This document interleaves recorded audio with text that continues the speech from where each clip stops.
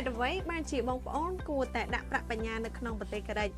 បើយើងធ្វើការប្រៀបធៀបគ្នារវាងការដាក់ប្រាក់បញ្ញើនៅក្នុងប្រទេសកូរ៉េនិងប្រទេសកម្ពុជាទទួលបានការប្រាក់មិនខុសគ្នាប៉ុន្មាននោះទេ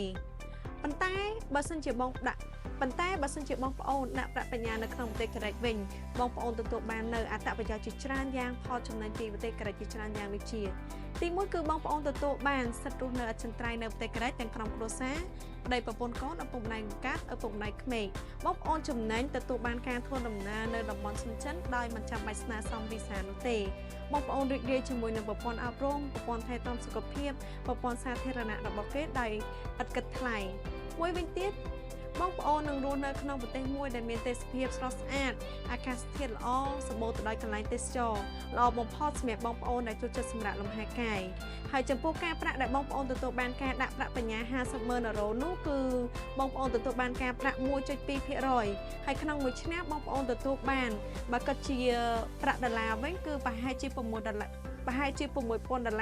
ក្នុងមួយឆ្នាំជាចុងក្រោយបើសិនជាបងប្អូនមានចំណាប់អារម្មណ៍ក្នុងការចង់ដាក់ប្រាក់បញ្ញើនៅក្នុងប្រទេសកូរ៉េសូមបងប្អូនធ្វើការទំនាក់ទំនងតាមរយៈលេខទូរស័ព្ទដូចខាងក្រោមសូមអរគុណ